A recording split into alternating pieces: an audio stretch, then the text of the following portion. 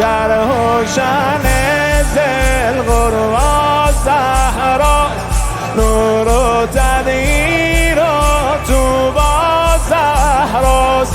از حدیث کسا فهمیدم محور آل عبا زهراست.